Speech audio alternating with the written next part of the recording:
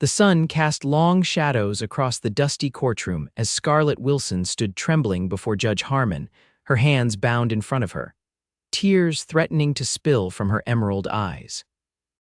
The courtroom buzzed with whispers like angry hornets, citizens of Redemption Creek eager to see justice served on the woman accused of stealing valuable horses.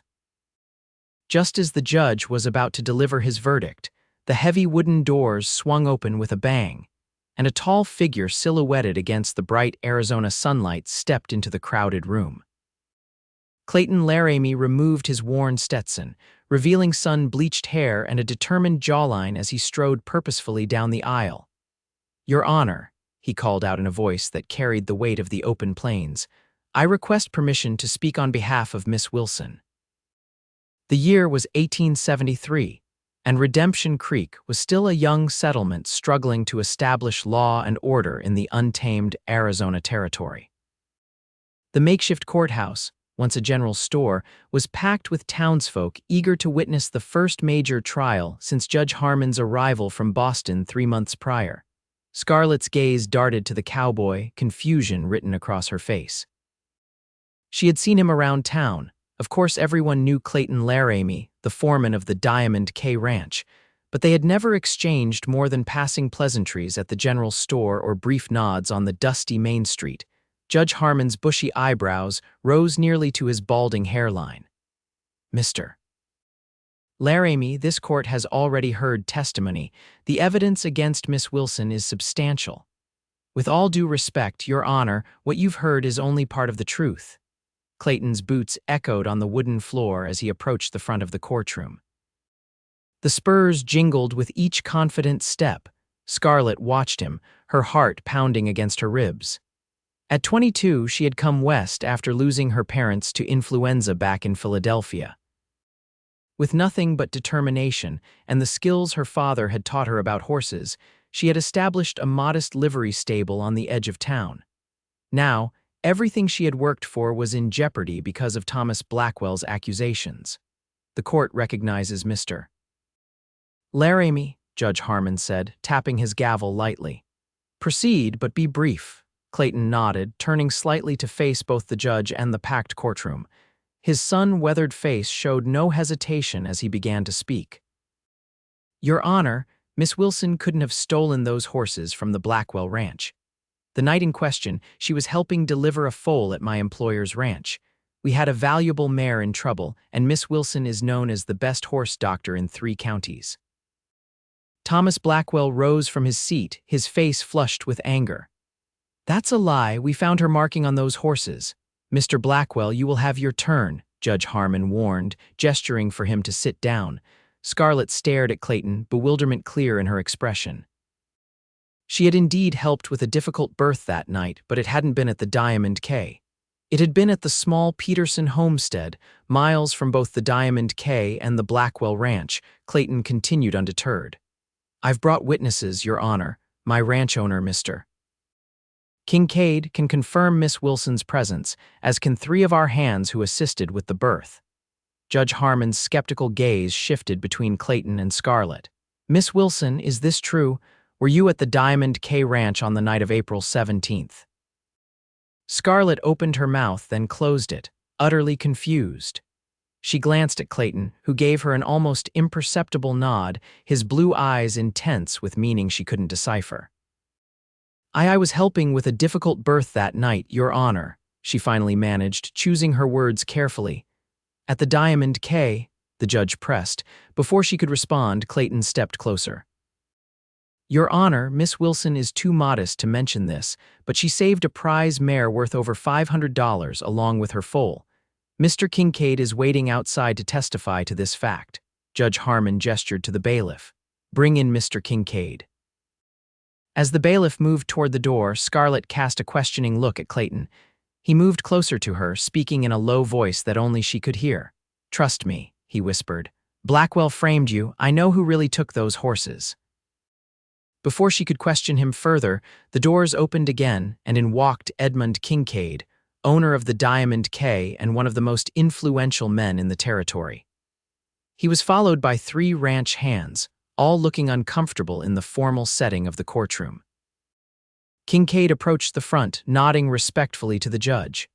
"Your Honor, Mr. Kincaid, can you confirm that Miss Wilson was at your ranch on the night of April 17th, helping with the birth of a foal?" Judge Harmon asked. Kincaid glanced briefly at Clayton, then at Scarlett.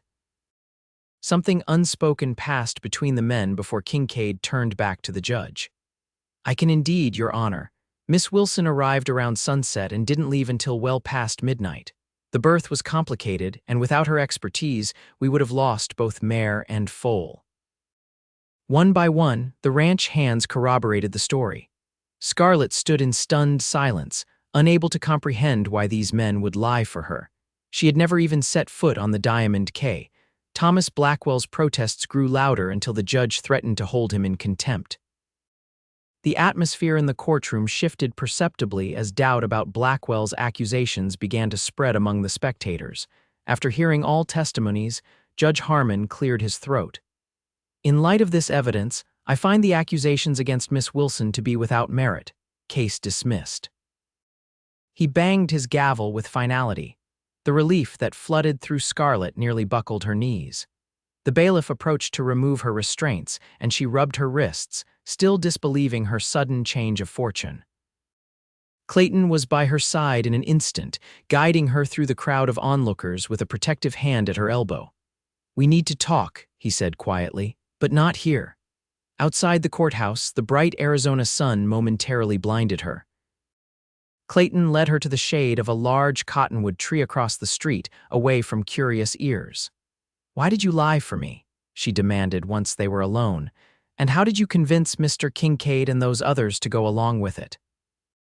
Clayton's expression was serious, his blue eyes scanning the dispersing crowd before returning to her face.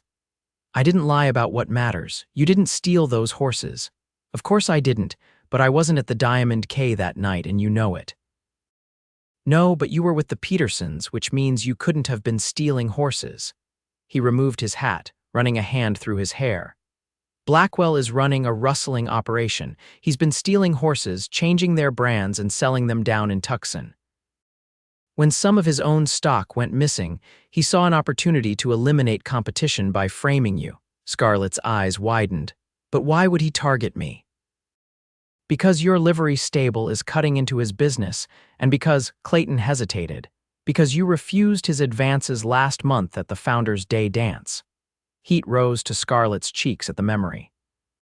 Thomas Blackwell, a widower 20 years her senior, had cornered her behind the schoolhouse, his breath heavy with whiskey as he proposed an arrangement that had made her skin crawl. "How do you know all this?" she asked. "I've been tracking the rustling for Mr. Kincaid. We've lost stock too." "I was watching Blackwell's operation the night those horses disappeared. I saw his foreman and 2 hands move them out." Clayton's expression hardened. "I didn't have enough proof to accuse him directly, but I wasn't about to let him ruin you." "So you convinced Kincaid to provide me with an alibi," she concluded, understanding dawning. Clayton nodded. "Kincaid's a good man. He hates thieves and he respects your work with horses. It wasn't hard to convince him." "I don't know how to thank you," Scarlett said softly. "You don't need to thank me. I did what was right." His gaze softened as it held hers. "Though I wouldn't object to joining you for dinner sometime." For the first time that day, Scarlett smiled. "I think that could be arranged." What Scarlett didn't realize then was that Clayton Laramie's intervention in the courtroom would change the course of her life forever. The following evening, Clayton arrived at Scarlett's modest cabin adjacent to her livery stable. He had traded his work clothes for a clean shirt and his best vest, his usually unruly hair tamed with water. In his hand, he carried a small bouquet of wildflowers. Scarlett answered his knock wearing a simple blue dress that brought out the green in her eyes. Her chestnut hair, usually bound in a practical braid for work, fell in soft waves around her shoulders. "You look beautiful," Clayton said, the sincerity in his voice making her blush. "Thank you. Please come in." She accepted the flowers with a smile. "These are lovely." Her cabin was small but neat, with touches that spoke of her Eastern upbringing: a shelf of books, a crocheted throw over the rocking chair, a small painting of a Philadelphia street scene. The table was set for 2, with her best dishes and a candle in the center. Over a simple meal of rabbit stew and cornbread, Clayton told her more about his investigation into the horse thefts. He had been working for the Diamond K for 5 years, having come west from Missouri after the war. "I fought for the Union," he explained. "Came home to find my family's farm destroyed. There wasn't much left for me there." "I'm sorry," Scarlett said, understanding loss all too well. "My father was a cavalry officer. He survived the war only to be taken by influenza along with my mother in '71. Is that when you came west?" She nodded. "Father taught me everything he knew about horses. It was the only skill I had that seemed useful out here." As the evening progressed, they discovered other commonalities: a love of reading, especially Sir Walter Scott's novels, a preference for the quiet of dawn over the bustle of midday, and a deep respect for the wild beauty of the Arizona Territory, despite its hardships. "I should go," Clayton said reluctantly when the hour grew late. "I'm riding out early tomorrow." At her door, he hesitated, then gently took her hand. "I enjoyed tonight, Scarlett." "As did I," she admitted, surprised by how comfortable she felt in his presence. "May I call on you again?" Her smile was answer enough. Over the next few weeks, Clayton became a regular visitor at Scarlett's stable and cabin. He helped her mend fences, offered advice on difficult horses, and occasionally brought supplies that were hard for a woman alone to procure. In return, she shared her knowledge of horse ailments and breeding, skills that impressed him deeply. The town noticed their growing closeness. Most approved Clayton was well respected, and many had been concerned about Scarlett living alone on the edge of town. But not everyone was pleased. Thomas Blackwell watched their budding relationship with increasing bitterness. The dismissal of his case against Scarlett had embarrassed him publicly, and he suspected Clayton knew more about his illegal activities than was safe. One evening in early June, Clayton and Scarlett were returning from a picnic by the creek when they found her stable door ajar. Inside, her prized mare lay dead, a bullet wound in her head. On the wall, scrawled in the mare's blood, was a crude message: "Next time it's you." Scarlett's anguished cry brought Clayton immediately to her side. He held her as she sobbed, fury building inside him. "This was Blackwell," he said grimly. "He's escalating." "What am I going to do?" Scarlett asked when her tears finally subsided. "That mare was the foundation of my breeding program." Clayton's jaw set in determination. "First, we're getting you somewhere safe. Pack a bag, you'll stay at the Diamond K tonight. But my other horses, I'll have some of Kincaid's men come watch over them, but you're not staying here alone." Too shaken to argue, Scarlett gathered her essentials while Clayton prepared his horse. They rode double to the Diamond K, where Kincaid's wife, Martha, welcomed Scarlett with motherly concern. The next morning, Clayton rode into town to speak with Sheriff Taylor. He found the lawman reluctant to act. "I understand your concern, Laramie, but I can't arrest Blackwell based on suspicion. I need evidence." "A dead horse and a death threat aren't enough," Clayton demanded. "Could have been anyone. Blackwell was playing poker at the Silver Dollar all evening." "6 witnesses can place him there." Clayton's frustration mounted. "Sheriff, you know as well as I do that he wouldn't do his dirty work himself. He has men for that." Sheriff Taylor sighed. "Look, I'll increase patrols near Miss Wilson's property, but that's all I can do for now." Realizing he would get no further with the law, Clayton decided to take matters into his own hands. He recruited 2 trusted hands from the Diamond K and established a rotation to guard Scarlett's stable around the clock. For the next week, Scarlett stayed at the Diamond K while continuing to work at her stable during daylight hours. Clayton rarely left her side, his protective instincts heightened by the threat. Their shared danger deepened their connection, conversations growing more personal as they faced the possibility of greater loss. One evening, as they sat on the porch of the Kincaids' ranch house watching the sunset paint the distant mountains, Clayton took Scarlett's hand. "When this is over," he said quietly, "I want to court you properly, Scarlett Wilson." She turned to him, the fading light catching the gold flecks in her green eyes. "Who says you haven't been? I mean, with a future in mind." His voice grew serious. "I've been alone a long time. I didn't think I wanted anything else until I met you." Scarlett's heart quickened. "Are you saying what I think you're saying, Clayton Laramie?" I'm saying I'm falling in love with you, and if you feel anything similar, I'd like to see where it leads us." Instead of answering with words, Scarlett leaned forward and pressed her lips gently to his. The kiss was brief but full of promise. "Does that answer your question?" she asked softly when they parted. Clayton's slow smile was all the response she needed. Their moment of happiness was short-lived. The next day, word came that Blackwell and his men had been seen heading toward Scarlett's property. Clayton and Scarlett rode hard, arriving to find two of Blackwell's hands attempting to set fire to her stable. Clayton drew his revolver. "Stop right there!" The men turned, reaching for their guns, but Clayton was faster. Two warning shots sent them scrambling for their horses. "This isn't over, Laramie," one called as they galloped away. "Where's Blackwell?" Scarlett asked, scanning the area. "Probably watching from a safe distance," Clayton replied grimly. "This ends now. Stay here with the horses." "Where are you going?" "To find Blackwell." Scarlett grabbed his arm. "Don't, please, let's go to the sheriff with this. They tried to burn my stable, that's evidence." Clayton hesitated, torn between his desire for direct action and the wisdom of her words. "All right," he finally agreed. "We'll try it your way first." Sheriff Taylor was more receptive this time, especially when one of Clayton's men rode in with news that he had captured one of Blackwell's hands fleeing the scene. "I'll bring Blackwell in for questioning," the sheriff promised, "but keep Miss Wilson somewhere safe until this is resolved." They returned to the Diamond K, but Clayton remained on edge. He knew Blackwell wouldn't give up easily, and a man with his connections might escape justice through legal channels. His fears proved justified. The next morning, Sheriff Taylor rode out to inform them that Blackwell had an alibi for the arson attempt, and his captured hand was claiming he acted alone, motivated by gambling debts he hoped to pay by selling off Scarlett's remaining horses. "He's lying," Clayton said flatly. "Probably," the sheriff agreed. "But without evidence linking Blackwell directly to the crimes, my hands are tied." After the sheriff left, Clayton made a decision.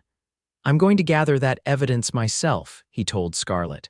"Blackwell keeps records of his illegal dealings in his study." "If I can get those, absolutely not," Scarlett interrupted. "Breaking into his home, that's too dangerous." "I don't see another way to protect you."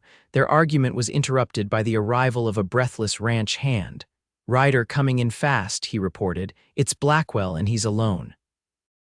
Clayton and Scarlett exchanged alarmed glances before hurrying outside. Thomas Blackwell reined his lathered horse to a stop in the ranch yard, his normally immaculate appearance disheveled, his face flushed with anger. "Laramie," he shouted, "I know you're behind this." Clayton stepped forward, positioning himself in front of Scarlett.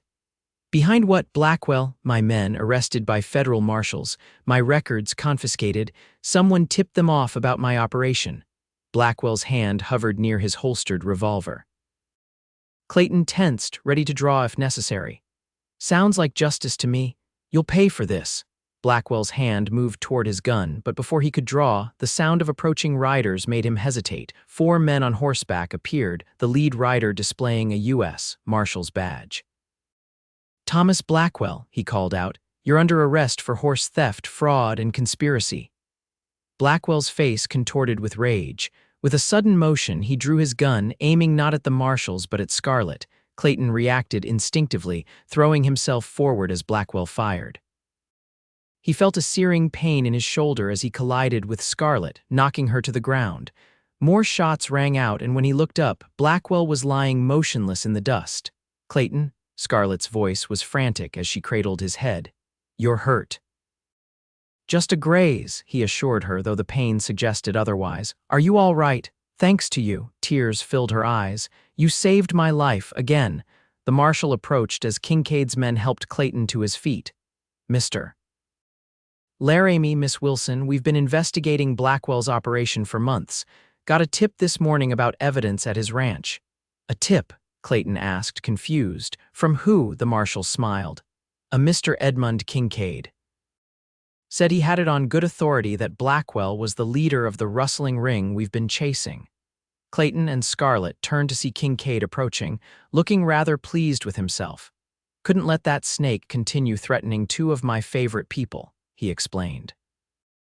After you left this morning, I sent a man to the marshal's office in Tucson with everything we knew. Thank you, Scarlett said sincerely. Yes, thank you, Clayton added, wincing as Martha Kincaid began examining his wound. It's not too deep, Martha announced. But you'll need stitches and rest. I'll take care of him, Scarlett declared, her tone brooking no argument, and she did. For the next 2 weeks, Scarlett nursed Clayton back to health in her cabin, which had been deemed safe now that Blackwell and his men were in custody. The time together deepened their bond as they shared stories, dreams, and increasingly tender moments. On a warm evening in late June, when Clayton's shoulder had healed enough for him to move comfortably, he suggested a ride to the creek where they had picnicked before the troubles began. The spot was peaceful, with cottonwood trees providing shade and the gentle sound of water creating a soothing backdrop. Clayton spread a blanket on the grassy bank, and they enjoyed a simple meal of cold chicken, bread, and Scarlett's apple pie. As the sun began to set, painting the sky in brilliant oranges and pinks, Clayton took Scarlett's hand. I've been thinking a lot during my recovery, he began. Dangerous pastime, she teased. He smiled. Maybe so, but it's led me to a conclusion I can't ignore. He reached into his pocket and withdrew a small object. I know we haven't known each other long by some standards, but out here, time measures differently. When you find something precious, you don't let it slip away. Opening his palm, he revealed a simple gold ring with a small emerald. This was my mother's. I've carried it with me since leaving Missouri, never thinking I'd find someone worthy of it until I met you. Scarlett's breath caught as Clayton shifted to one knee. Scarlett Wilson, you're the bravest, most determined woman I've ever met. I love your strength, your kindness, and the way you never back down from a challenge. I want to build a life with you if you'll have me. Will you marry me? Tears sparkled in Scarlett's eyes as she nodded. Yes, Clayton Laramie, yes, I will marry you.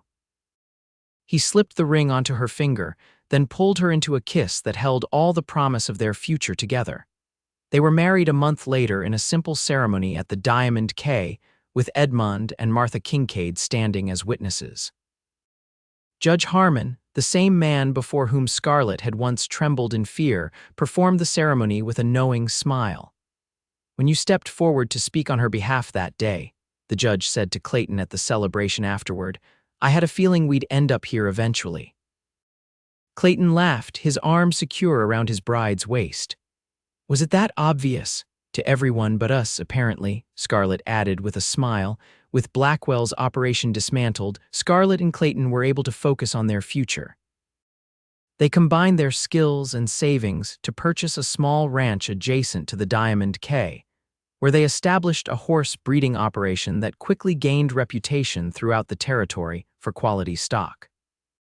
By the spring of 1874, their business was thriving, and their personal happiness grew when Scarlett discovered she was expecting their first child. Their daughter, Elizabeth, was born that November, a healthy child with her mother's green eyes and her father's determined spirit. As the years passed, their family and ranch both expanded. 2 sons joined Elizabeth James in 1876 and Michael in 1878.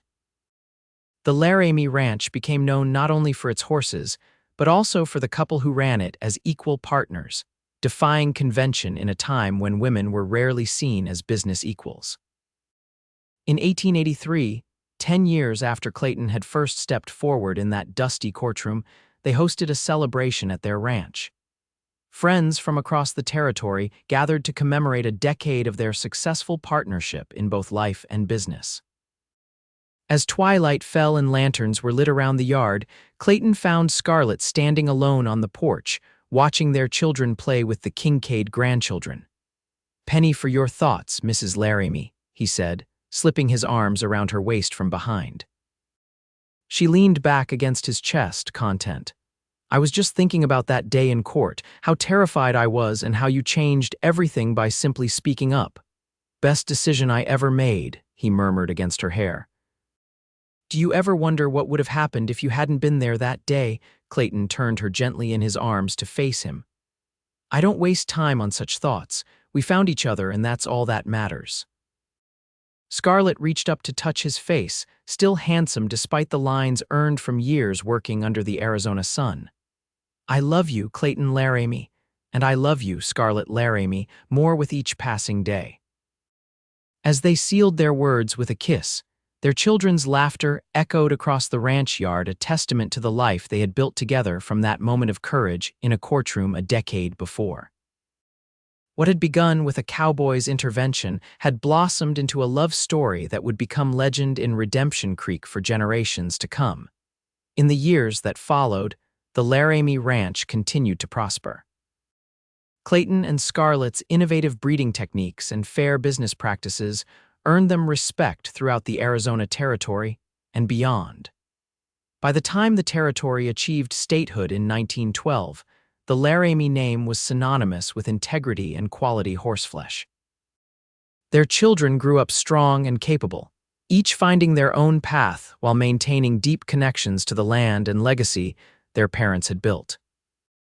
Elizabeth, their firstborn, surprised everyone by attending university in California and returning as one of the first female veterinarians in the state.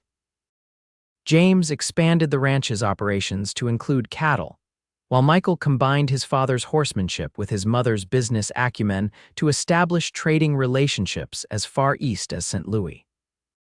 Through it all, Clayton and Scarlett remained partners in every sense, their love deepening through challenges and triumphs alike.